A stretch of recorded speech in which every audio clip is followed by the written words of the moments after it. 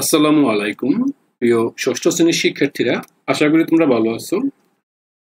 সরল সমীকরণে তোমাদেরকে স্বাগতম। আজকের আলোচনার বিষয় অষ্টম অধ্যায়ের অনুশীলনীর অঙ্কগুলো। আশা করি তোমরা খুব সহজে বুঝবে। আমরা 4 নাম্বার কোশ্চেনটি সলভ করতেছি। এখানে দেখো দিয়ে দেওয়া আছে যে মিনা 100 টাকার, একটু ভালো করে দেখো, আমি একটু তোমাদেরকে বোঝার জন্য লাল কালি ব্যবহার করতেছি। দেখো মিনা 100 টাকার একটি নোট নিয়ে বাজারে গেল।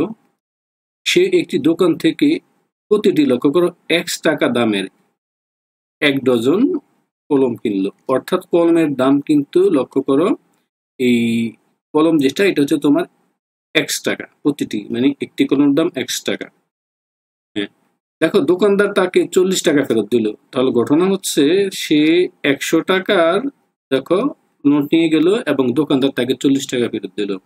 এখন বলছে প্রতিটি কলমের মূল্য কত। যেহেতু কলম আছে, আগে কলম নিয়ে হিসাব করব, তারপরে আমরা অন্যদিকে যাচ্ছি। আশা করি এটা বুঝতে পারছো। এখন ক নাম্বারটা সলভ করতে দেখো, বলছে সে 1 ডজন কলম কিনলো। তাহলে আমরা জানি 1 ডজন সমান সমান 12টি। দেখো প্রতিটি সে কত কিনলো? 1 ডজন কলম কিনলো, তাই 1 ডজন সমান সমান 12টি। তাহলে দেখো আমাদের এই একটি কলমের দাম কত, আমরা এখানে স্পষ্ট করে লিখে দেব। এই একটি কলমের দাম,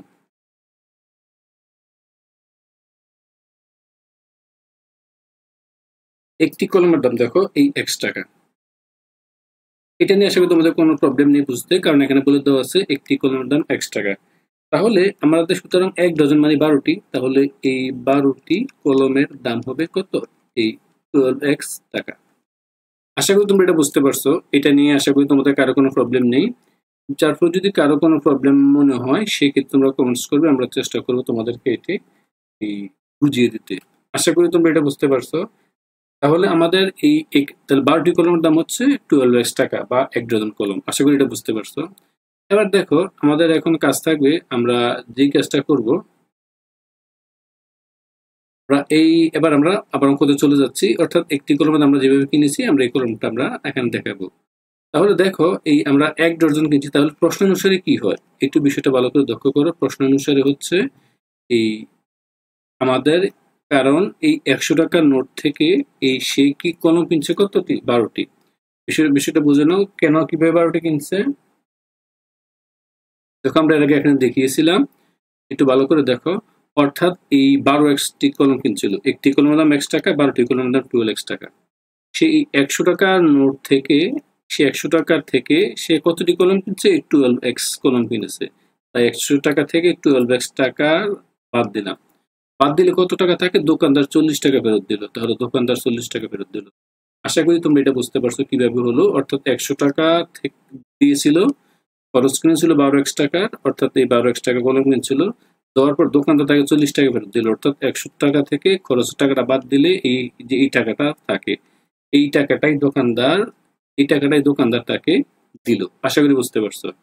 এবার আমরা এখান থেকে আমরা ক্যালকুলেশন করে আমরা x এর মান নির্ণয় করে ফেলবো। আশা করি তোমরা বিষয়টি বুঝবে।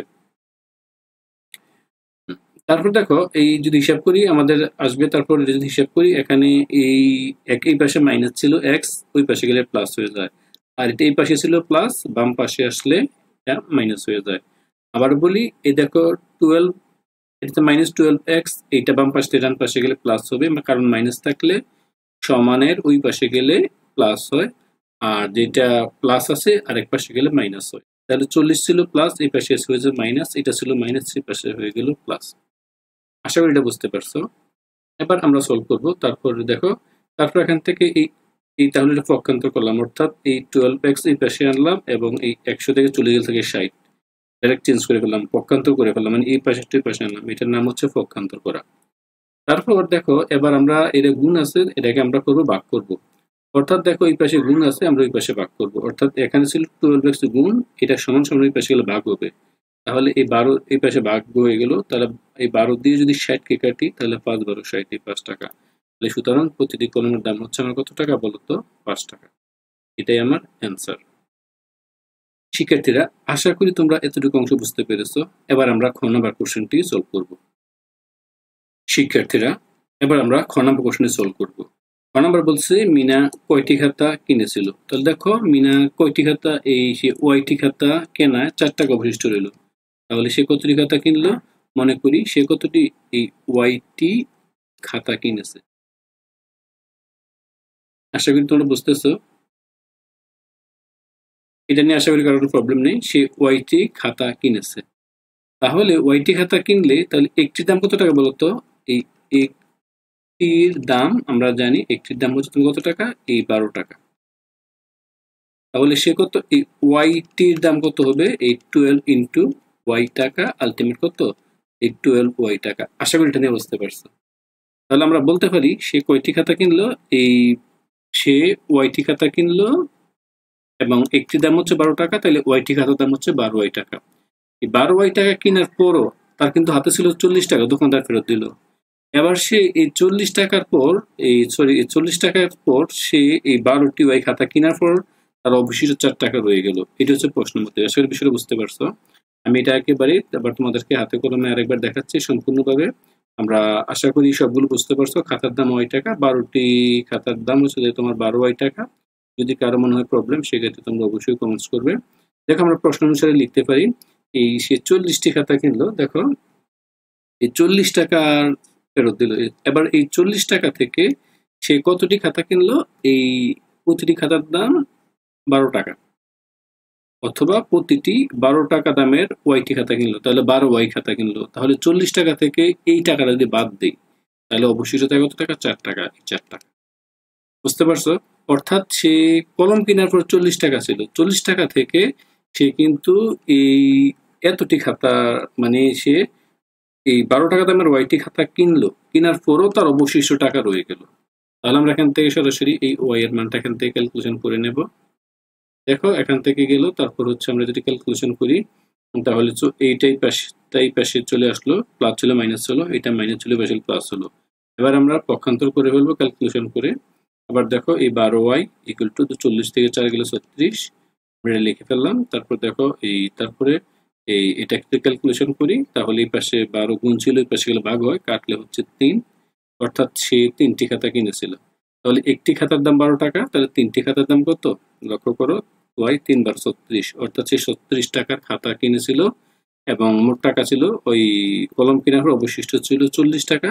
এই 40 থেকে 36 গেলে থাকতেছে 4। দেখো এই যে 4 টাকা, এই 4 টাকা মিলে গেল। শিক্ষার্থীরা, আশা করি তোমরা এই অঙ্কটি বুঝতে পেরেছো। এবার আমরা চলে যাব 5 নম্বর কোশ্চেনটিতে। আশা করি তোমরা আমাদের সাথে থাকবে। শিক্ষার্থীরা, এবার তোমরা 5 নম্বর কোশ্চেনটি দেখতে পারো আশা করি। বলছে করিম সাহেব তার এই টাকা হচ্ছে ৫৬,০০০ টাকা, কিছু টাকা ৫৬,০০০ টাকার কিছু টাকা বার্ষিক এই 12% মুনাফায় ও বাকি টাকা 10% মুনাফায় উনি বিনিয়োগ করলেন। অর্থাৎ এই টাকাটা দুইভাবে বিনিয়োগ করলেন, একবার 12% হারে, একবার 10% হারে। বিষয়টা বোঝা গেল। 1 বছর পর তিনি মোট ৬,৪০০ টাকা মুনাফা পেলেন। 1 বছর পর কত টাকা মুনাফা পেলেন? তিনি 10% মুনাফায় কত টাকা বিনিয়োগ করেছেন? অর্থাৎ এই দুইটা টাকায় বিনিয়োগ করছেন, এই দুইটা টাকা মোট মিলে কত? এই ৬,৪০০ টাকা পেলেন। এখন বলা হচ্ছে 10% টাকায় কত টাকা বিনিয়োগ করছেন। খুবই একটি সহজ কোশ্চেন। আমরা তাহলে শুরুতে যে বিষয়টা আছে এই বিষয়টাকে ধরে নেব, এই যে কোনো একটি বিষয় ধরে নেব। মোট টাকা আমরা জানি ৫৬,০০০ টাকা দেওয়া আছে এবং মনে করি বলছে 10% হারে এই টাকাটা বের করতে বলছে। তিনি 10% হারে কত টাকা বিনিয়োগ করলেন? মনে করি X টাকা 12% হারে বিনিয়োগ করলেন এবং বাকি টাকাটা কি? 10%। তাহলে 10% হারে কত টাকা হবে? আশা করি বুঝতে পারছো। তাহলে অর্থাৎ এই X টাকা বিনিয়োগ করছেন, মোট টাকা ছিল ৫৬,০০০ টাকা, এখান থেকে বাদ যাবে X টাকা। এটা কত পার্সেন্ট হারে? এই 12% হারে বিনিয়োগ করছেন। এখন মনে করো এটা যত টাকাই হোক, এটা বিয়োগ করার পর যেই টাকাটা আমার থাকবে, এই টাকাটা কত পার্সেন্ট হারে বিনিয়োগ করছে? এটা করছে টোটালি 10% হারে।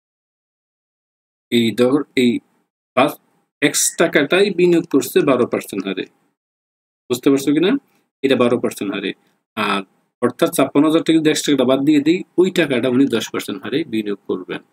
এই কথাটি একটু আমরা গুছিয়ে বলে দিই, আশা করি তোমরা বুঝতে পারছো। এটা একটু ধরো সুদকষার অঙ্ক, তো এটা তোমাদের প্রবলেম হতে পারে। এবার দেখো X টাকা, তাহলে ইনি 10% কত টাকা বিনিয়োগ করছে?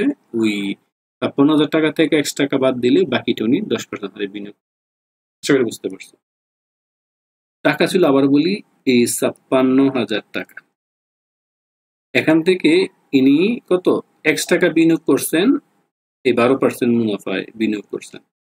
তাহলে এখান থেকে x টাকা, মনে করো 20,000 টাকা 30,000 যাই হোক, এটা বাদ দিলেই তো আমি বাকি টাকাটা পাবো। তাহলে বাকি টাকাটা কত টাকায় বিনিয়োগ করছেন? 10% হারে, কারণ উনি 12% মুনাফায় বিনিয়োগ করছেন, 10% বিনিয়োগ করছেন। আশা করি তোমরা এটা বুঝতে পারছো। এবার আমরা একটু ঐকিক নিয়মের মাধ্যমে আগে কোশ্চেনটা সলভ করব। এখন দেখো এই যেটা 10% হারে, আমি বিষয়টা একবার দিয়ে দেব। এই 10% হারে, 10% হারে ইনি কত, এই 100 টাকা, 100 টাকা ইনি 1 বছরে, 100 টাকা 1 বছরে মুনাফা, মুনাফা তো বুঝতেই পারছো, যেটা পেলো এটা হচ্ছে 10 টাকা। এটা বুঝতে পারছো? এটা নিয়ে আশা করি কারো কোনো প্রবলেম নেই, 10 টাকা পাইছে। তাহলে সুতরাং এই 1 টাকায় 1 বছরের মুনাফা কত হবে বলতো? 1 টাকা 1 বছরে নিশ্চয়ই কম হবে, 10 ভাগের এই 100 টাকা। এবার উনি কত টাকা 10% করে? 56,000। অর্থাৎ উনি এই 10% হারে যে টাকাটা বিনিয়োগ করলেন, তো 10% হারে বিনিয়োগ করছেন কোন টাকাটা বলতো? এই টাকাটা। তাহলে এই টাকাটা যদি আমি দিই, এটা হচ্ছে কত বলতো? এই 5,000, এই 600 টাকা 1 বছরের মুনাফা কত হবে বলতো? এটা আর মানটা সরাসরি উপরে চলে যাবে, অর্থাৎ এই যদি ক্যালকুলেশন করি এই মানটা, আর এই সরি 5,600 ইন্টু এক্স, তাহলে এটা কত হবে বলতো? 10 ইন্টু আমার এটা হচ্ছে তোমার এই 5,000 এই 600 টাকা, 600 মাইনাস এক্স টাকা। আশা করি এটা বুঝতে পারছো। এবার এটি আমরা এখানে সাজিয়ে দেখে, অর্থাৎ আমরা বুঝতে পেরেছি ঐকিক নিয়ম দিয়ে কিভাবে আমরা বিষয়টা এভাবে আমরা করেছি। এখন এটা আমরা একটু তোমাদের সাথে খুব ফাইনালি ভালোভাবে শেয়ার করব, যেন তোমরা একুরেটলি বুঝতে পারো। যদি কারো কোনো প্রবলেম হয় এটা আমরা তোমাদেরকে জানিয়ে দেবো। তাহলে বিষয়টা বুঝতে পারছো? আমরা শর্ত মধ্যে চলে যাচ্ছি, যদি না বোঝো সেটা কমেন্টস করবে। দেখো প্রশ্ন মতে আমার যে টাকাটা, প্রথম আমি এক্স টাকা বিনিয়োগ করছি 12% হারে, অর্থাৎ লক্ষ্য করো যেটা আমাদের এই 100 টাকায়, 100 টাকার যে মুনাফাটা হলো, সাধারণ এই ধরো 100 টাকায় পাবে কত টাকা? এই 12 টাকা। তাহলে নর্মালি বিষয় সাধারণত এটা কিভাবে হলো, তোমরা যদি এটা হচ্ছে তোমার এই 12% হারে, এক্স টাকা 12%, মানে এই 100 টাকায় পায়, 100 টাকায় পায় কত টাকা? এই 12 টাকা। নর্মাল বিষয়, আশা করি এটা বুঝতে পারছো। 100 টাকা পায় 12 টাকা, তাহলে 1 টাকায় পায় কত বলতো? এই এখানে এই 100 ভাগে 12 টাকা হবে, এবং কত টাকা ছিল? এক্স টাকা। তাহলে এক্স টাকায় পাবে আলটিমেট এই 12x/100। এইটা থেকে মূলত এখান থেকে ঐকিক নিয়মের মাধ্যমে এখানে নিয়ে আসলাম। অর্থাৎ উনি এক্স টাকা পাইছে 12% বিনিয়োগে, অর্থাৎ তাহলে 12x মাইনাস 100। এবং দেখো এই টাকাটা পাইছে 10% হারে, তাহলে দেখো এই টাকাটা ইন্টু 10, যেহেতু 10% বাই 100 ঠিক একই নিয়মে, অর্থাৎ 100 টাকায় পাবে, তখন এটা তখন হয়ে যাবে 10 টাকা। তারপর 1 টাকায় কত হবে এই টাকাটা, আর এই 56,000 টাকা কত?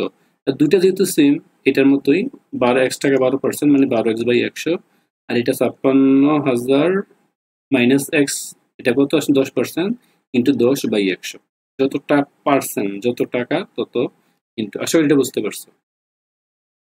তারপর তোমাদের সাথে আরেকবার শেয়ার করতেছি, যদি তোমাদের মনে হয় প্রবলেম সেটা ক্ষেত্রে তোমরা বলবে। এখানে আমরা চেষ্টা করব তোমাদেরকে বাকি এজ ইউজার সবগুলো আলোচনা করে বুঝে দেওয়ার জন্য এই সিম্পলি বিষয়টা।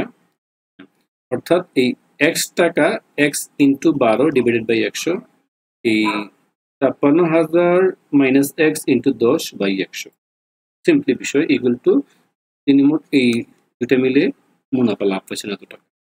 এবার আমরা এটাকে ক্যালকুলেশন করে এখান থেকে আমরা এই লক্ষ্য করো এই 12x 100 দ্বারা গুণ করলাম উভয় পক্ষকে, তাহলে 12x প্লাস 56,000 মাইনাস 10x, এটা গুণ করলে এই 5,60,60,000 টাকা হয়।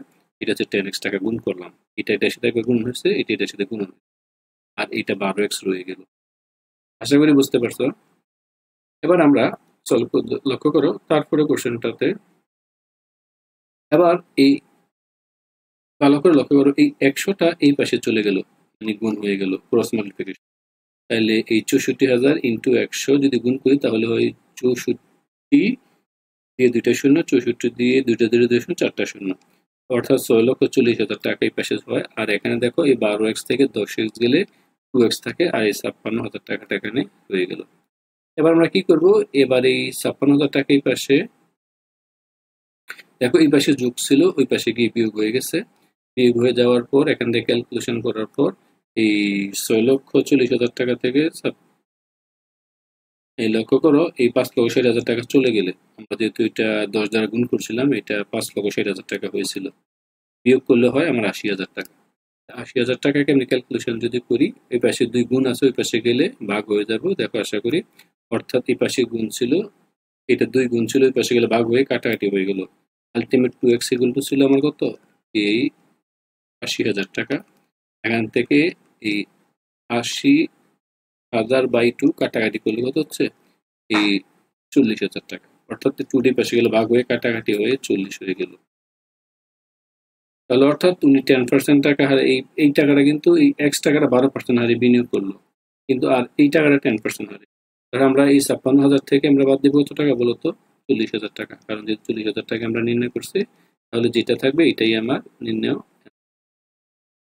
আশা করি তোমরা বুঝতে পারছো। অর্থাৎ আমার টোটাল মানটা হলো এখানে এই 16,000 টাকা। 56,000 টাকা থেকে দেখো এটা ছিল 56,000 থেকে এক্স বাদ, তাহলে এক্স মান ছিল 40,000, 56,000 থেকে 40,000 বাদ দিলে হয় 16,000 টাকা। আশা করি এটা একটু বুঝছো, আমরা একটু শর্টকাটও করেছি বা তোমাদেরকে বুঝিয়ে দেওয়ার চেষ্টা করেছি। তো শিক্ষার্থীরা, এই 5-6 নাম্বারটা আসলে খুব সহজ ছিল। এই 4-5 সহজ ছিল, 6 নাম্বার অঙ্কটা আরো সহজ ছিল। তো আমরা অনেক টাইম হয়ে গেছে, তাই আমরা আর করতেছি না। বাকি অঙ্কগুলো পেতে আমাদের চ্যানেলের প্রতি দৃষ্টি রাখো। সবাইকে অসংখ্য ধন্যবাদ। আল্লাহ হাফেজ।